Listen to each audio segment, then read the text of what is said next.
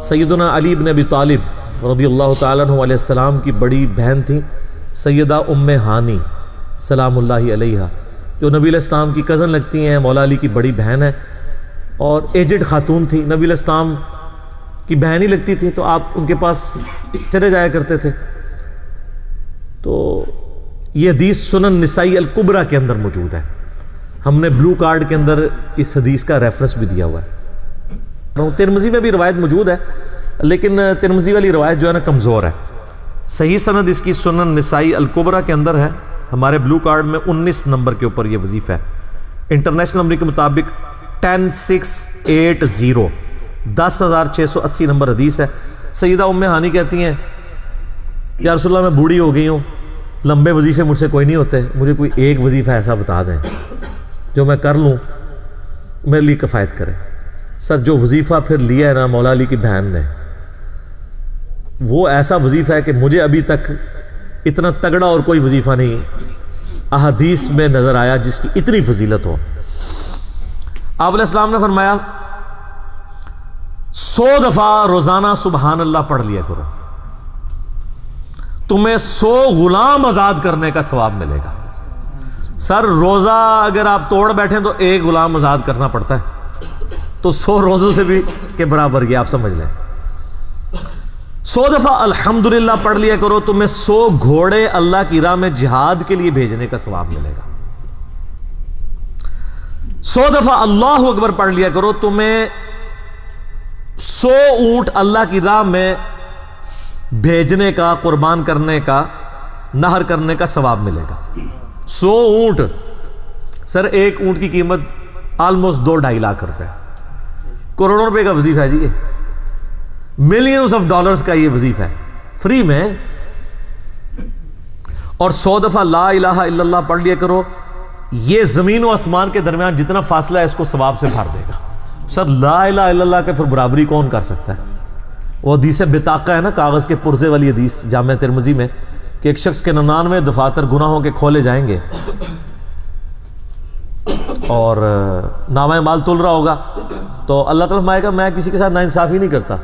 دوسری طرف ایک کاغذ کا ٹکڑا ڈالا جائے گا جس پہ لا الہ الا اللہ لکھا ہوگا، وہ شخص کہے گا یہ ایک ٹکڑا کیا کر سکتا ہے، بس وہ رکھنے کی دیر ہوگی وہ پڑھنا بھاری ہو جائے گا۔ اللہ کے نام سے تو وزنی کوئی چیز نہیں ہو سکتی، اسے کہتے ہیں کاغذ کے پرزے والی حدیث، اس کے لیے جنت کا حکم ہو جائے گا۔ لا الہ الا اللہ کا مقابلہ نہیں ہے۔ تو یہ 4 وظیفے ہیں، سبحان اللہ، الحمدللہ، اللہ اکبر، لا الہ الا اللہ۔ یہ اتنا محبوب وظیفہ ہے کہ جو سنن ابی داؤد میں، جامع ترمذی میں صلاۃ و تسبیح والی حدیث ہے، اس میں 300 دفعہ کون سے کلمات پڑھے جاتے ہیں؟ یہی سبحان اللہ والحمدللہ ولا الہ الا اللہ واللہ اکبر، بس اتنا ہی پڑھنا ہوتا ہے۔ یہ ولا حول ولا قوت الا باللہ کی حدیثیں الگ سے ہیں، لیکن صلاۃ و تسبیح میں اتنا ہی پڑھنا ہوتا ہے، 4 کلمات۔ حتیٰ کہ صحیح مسلم میں حدیث ہے، نبی علیہ السلام نے فرمایا یہ 4 کلمات مجھے ہر اس چیز سے بڑھ کر محبوب ہیں جن پہ سورج طلوع ہوتا ہے، یعنی دنیا اور جو کچھ دنیا کے اندر ہے اس سے بڑھ کر مجھے یہ چیز محبوب ہے کہ میں یہ 4 کلمات کہہ لوں، سبحان اللہ والحمدللہ ولا الہ الا اللہ واللہ اکبر۔ اور صحیح مسلم کی ایک اور حدیث ہے کہ نبی علیہ السلام نے فرمایا اللہ تعالیٰ کو اس سے بڑھ کر کوئی اور کلمات محبوب نہیں ہے، اور یہ حصہ بخاری میں بھی ہے اس کا، اور اس میں اللہ تعالیٰ کی طرف سے کوئی پابندی نہیں ہے، تم ان کی ترتیب بھی بدل سکتے ہو، یعنی سبحان اللہ کے بعد آپ اللہ اکبر پڑھ لیں، پھر لا الہ الا اللہ، کوئی فرق نہیں ہے۔ یہ ایک اوپن چیز ہے، آپ یوں بھی کر سکتے ہیں کہ پہلے 100 دفعہ پڑھ لیں سبحان اللہ سبحان اللہ سبحان اللہ، الحمدللہ الحمدللہ الحمدللہ، اللہ اکبر، کیونکہ را کو پھر لام سے ملائیں گے، اللہ اکبر اللہ اکبر اللہ اکبر، لا الہ الا اللہ لا الہ الا اللہ لا الہ الا اللہ۔ اور یوں بھی پڑھ سکتے ہیں، وہ زیادہ بہتر ہے، سبحان اللہ والحمدللہ ولا الہ الا اللہ واللہ اکبر، کیونکہ اکبر پہ وقف کریں گے، ورنہ یہ سبحان اللہ تو الحمدللہ ہی پڑھ نہیں سکتے آپ، کیونکہ الحمدللہ الحمدللہ بنے گا کانٹینیوس، جیسے اللہ اکبر اللہ اکبر بنتا ہے، تو وقف کرنا پڑے گا سوائے سبحان اللہ کے۔ سبحان اللہ یہ تو پڑھ سکتے ہیں، لیکن الحمدللہ کو الحمدللہ الحمدللہ وقف کرنا پڑے گا. اللہ اکبر اگر ملائیں گے تو اللہ اکبر اللہ اکبر، را کو لام سے، تو اس کی بجائے اتنی مشکل میں نہ پڑھیں. سبحان اللہ والحمدللہ ولا الہ الا اللہ واللہ اکبر، ایک تسبیح پڑھ لے، چاروں وظیفے 100 دفعہ ہو جائیں گے، کیونکہ نبی علیہ السلام نے اجازت دے دی ہے نا، آگے پیچھے دائیں بائیں کچھ بھی کر سکتے ہو. اور یہ ترتیب تو صلاۃ و تسبیح میں موجود ہے. نبی علیہ السلام نے کلمات پڑھے بھی ہیں. آپ کو پتہ ہے تبلیغی جماعت والے 3 وظیفے بتاتے ہیں، ویسے بڑی سمجھداری سے ہی کسی نے وہ ڈیوائز کیے ہیں. 100 دفعہ وہ یہ بتاتے ہیں سبحان اللہ والحمدللہ ولا الہ الا اللہ واللہ اکبر. وہ ساتھ وہ بھی بتاتے ہیں ولا حول ولا قوت الا باللہ، وہ بھی پڑھ سکتے ہیں. وہ بھی صحیح بخاری میں رات کو اٹھتے وقت کی دعا ہے. العلی العظیم تک بھی پڑھ سکتے ہیں، وہ ابن ماجہ میں موجود ہے. میرا ایک یوٹیوب پہ کلپ ہے 6 کلموں کا ثبوت، تو میں نے بتایا 4 کلمے ثابت ہیں، 2 مولویوں کے لکھے ہوئے ہیں، آخری والے جو ہیں. تو بلکہ وہ میرا بیٹا تو وہ اس کے وہ کورس میں آیا تو اس نے وہ 2 یاد ہی نہیں کیے، تو اس کو ماں کہہ رہی یاد کرو، کہتی وہ کہتا ثابت ہی نہیں ہے تو کیوں سارے یاد کرو. ہم ریکویسٹ کریں گے، ہمارے پاس بھی وہ کورس اسلامیات کا جو ہے نا اس کو ریویو کرنے کے لیے بھیجا ہوا ہے ہماری اکیڈمی میں انہوں نے، تو ہم اس میں ان کو ریکویسٹ کریں گے کہ یہ آخری 2 کلمے نکال دیں، پہلے 4 کلمے ثابت ہیں. وہ تو ثابت ہی نہیں ہے تو خام خواہ لوگوں کو آپ رٹا رہے ہیں. الٹا جن لوگوں کی شادی ہونے والی ہوتی ہے وہ بیچارے ٹینشن میں پڑے ہوتے ہیں 6 کلمے یاد کرنے کا، حالانکہ کلمے کے ساتھ تو کوئی تعلق ہی نہیں اس کے. تو یہ جو صلاۃ و تسبیح کے اندر بھی پڑھا جاتا ہے، لیکن اس میں لا حول ولا قوت الا باللہ نہیں. وہ تو لادہ سے بخاری مسلم میں حدیث ہے کہ جنت کے خزانوں میں سے ایک خزانہ ہے لا حول ولا قوت الا باللہ. تو آپ پڑھنا چاہتے ہیں ضرور پڑھیں. اس میں وظیفے کے طور پہ آپ پوری تسبیح اس کی پڑھ لیں بے شک. تو تبلیغ جماعت والے یہ بتاتے ہیں 100 دفعہ درود شریف بتاتے ہیں اور 100 دفعہ استغفار بتاتے ہیں.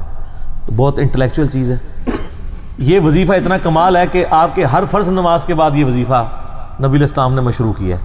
مسلم شریف میں حدیث ہے ہر فرض نماز کے بعد یہ وظیفہ پڑھنے والا کبھی نامراد نہیں جاتا. 33 دفعہ سبحان اللہ، 33 دفعہ الحمدللہ اور 34 دفعہ اللہ اکبر. اور ایک حدیث میں ہے مسلم شریف کی کہ جو پڑھے 33 دفعہ سبحان اللہ، 33 دفعہ الحمدللہ، 33 دفعہ اللہ اکبر اور 100 کا عدد پورا کرنے کے لیے پڑھ لے لا الہ الا اللہ وحدہ لا شریک لہ لہ الملک ولہ الحمد وہو علی کل شیء قدیر.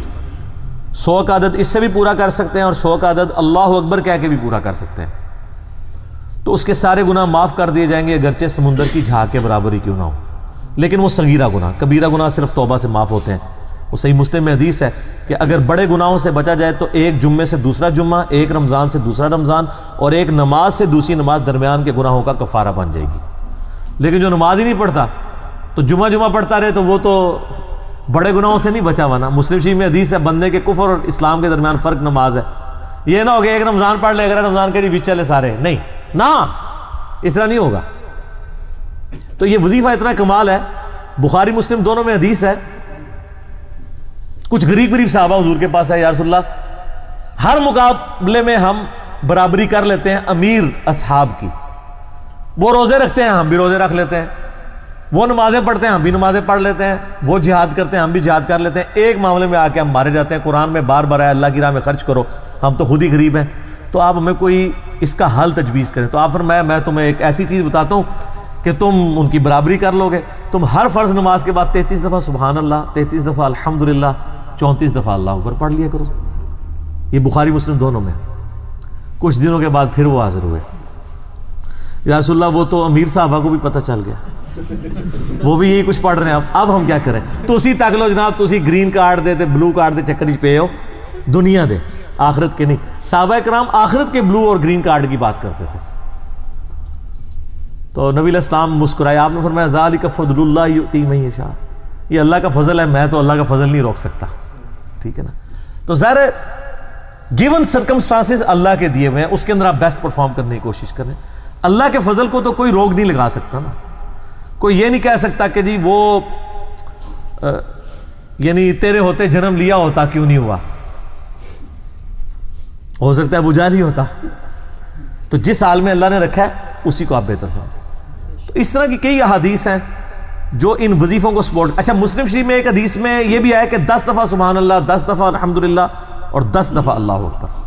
اگر کسی کے پاس ٹائم تھوڑا ہے نا تو فرض نماز کے بعد یہ بھی پڑھ سکتا ہے. 10 دفعہ بھی وظیفہ یہ والا کیا جا سکتا ہے.